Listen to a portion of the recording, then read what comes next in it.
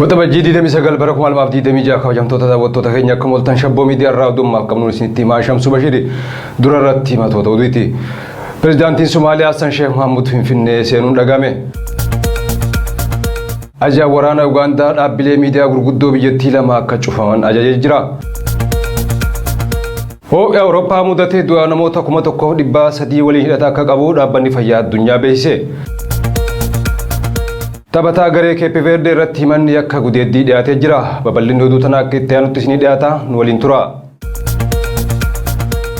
بريزيدنت سوماليا حسن شيخ محمود فين سينون دغامي بريزيدنت سوماليا حسن شيخ محمود مومبي منستر ايثيوبيا ابي احمد ولي مرچوف كلي سغلغل وتبجيدي دمي سد بركم لمابدي دمي جاف فين سينن كونيس گگيستوني لامين يرو ولرگنجوتا جاكيست يرو فرفا فكتي في وليت دفيني گملمني دبلا دفوس ابسميت جرا ابسي واجرا بريزيدنت سوماليا رابع كيفومستي حسن شيخ محمود في توتني ساني يرو مغالا غدو ايثيوبيا فين غانس يمانانو وانا كغودميف حميت جرا داونا كون هريرو دبلوماسي في تمسا مرتيسا ولو بيوت لميني چبسو كاي فتو غاتو مريني سانيس چالت نگينيا نانچا تسغبي في بوا ولو ايثيوبيا في سوماليا غدسوف ديموت دندي سنيرتي اكطيه فتو اگما واجر بريزيدنت سوماليا كجيتي بريزيدنت حسن محمود ديمتوم سنگينيا ميشوما دينگي في ديموتا نانو غاف افريكا بلا رتي موميچ منستر ابي احمد ولي مريني گگيسجان والگين كون جوتا شنكيستي والگي فولا فولتي مومي منستر ايثيوبيا ابي احمد في حسن شيما مجد تاسمو يسافر فوغاتو كونيس چراك ايريرو بيوتا اولا لمان جدو جرو ادلتي ديبيسوف تاسمو جرو والقبته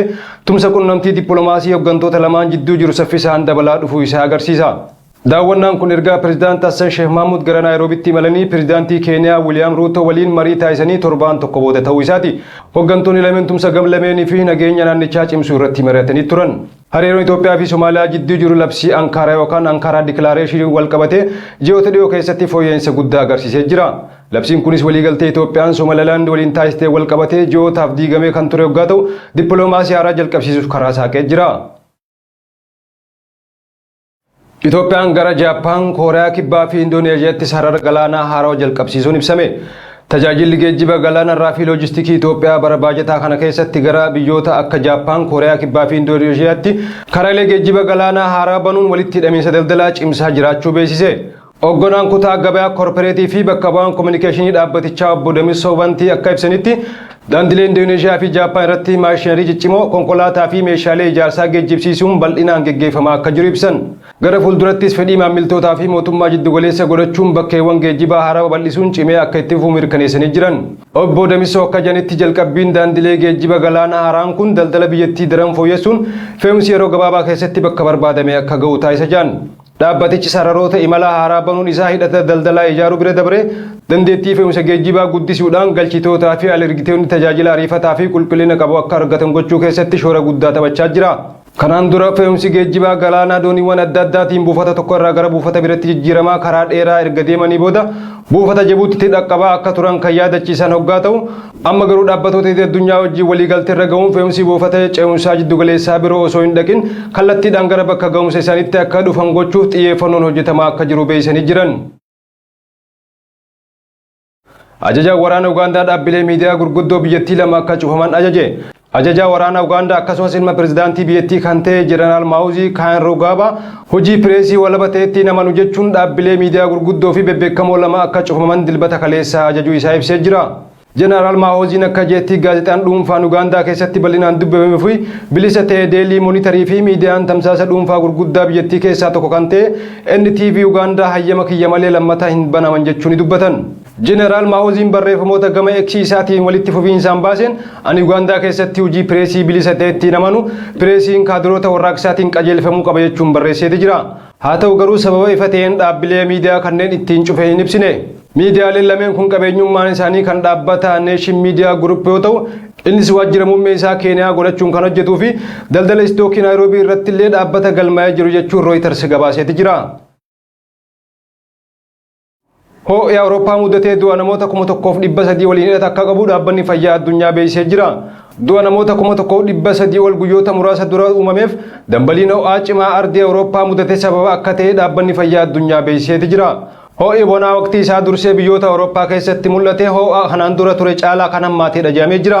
Ho'i dilbata kaleessaa guutuu ardii Awurooppaa keessatti galmaa'ee riikardii kan cabse hoggaa ta'u biyyoonni akka Jarmanii, Poolaandii fi Cheek Rippaabilik kanneen ho'i olaanaan keessatti galmaa'ee keessatti argaman. Dambaliin ho'aa kun gara biyyoota baha Awurooppaatti babal'achaa akka jiru himamee jira. Daayiriktarii dhaabbata fayyaa addunyaa kan ta'an Dr. Teedros Adaanom akka jedhanitti ol ka'uun lakkoofsa du'aa waxabajjii 21 irraa eegalee mul'ate ho'a olaanaa Awurooppaa mudatee hidhata qaba jechuun toora miidiyaa isaanii X irratti barreessaniiti jiran. Dabalataan dhiibbaan ho'i dhaqqabsiisu calliseen nama ajjeesa jaama ta'us garuu akkaataan manneen waajjiraalee fi manneen barnoota Awurooppaa keessatti itti ijaaraman bifa ho'a kanaa dandamachuu isaan dandeessisu miti jedhan. Ministeerri fayyaa Faransaay akka jeetti roobii dabreerraa eegalee hanga eegame ol namoonni dabalataa 1,000 lubbuu dhabanii jiranii jee. Lakkoofsi namoota manuma isaanii keessa osoo jiranii lubbuun isaanii dabre 40 akka dabalee himamee jira. Akka addunyaatti ardiin saffisa olaanaan ho'aa jirtu Awurooppaadha kan jedhan Dr. Teedros ho'i ardii kana keessa jiddu galeessa ho'i addunyaa itti dabalaa jiru dachaa lamaan dabalaa jira jedhan. Ardii Awurooppaa keessa namoonni miliyoonaan lakkaa'aman ho'a olaanaa keessa jiraachaa akka jiran kan himan Dr. Teedros dhibbaan kan lakkaa'aman du'anii jiran manneen barnootaas cufamanii jiran jechuun haala jiru ibsanii jiran.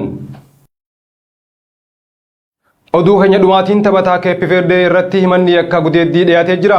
Akka gabaasni miidiyaa Biraazil Globoo jedhutti dubartiin Biraazil takka garee kubbaa miilaa Keeppi Verdee waliin imala gara Ookland taasifame keessatti hiituu afaan yookaan tiraansleetar taatee hojjechaa turuu himee jira. Hojjettuun tun taphataan sarara qarqara mirgaa Riyaan Isaaq Mendees ishee irratti hoteela keessatti dirqamaan saalqunnamtii raawwachuu himatte. Garee Keeppi Verdee keessatti akka afaan hiikaniif hojjechuuf hin qacarame jechuun ibsitee jirti. Isiin himata isii keessatti namoota garee kubbaa miilaa Keeppi Verdee keessa muraasaaf dhimma kana beeksisuu himti garuu deebii akka hin argannes dubbatteeti jirti. Hanga ammatti taphataa kana irratti himanni seeraa irratti hin banamne akkasumas Mendees himata kana irratti ibsa hin kennine. Kabajamtoota daawwattoota keenya oduuleen shabboo miidiyaa irraa arraabsinii qindeessine kana fakkaatanii Anshamsuu Bashirii qophiileen shabboo miidiyaa itti foonii nagaan nu tura.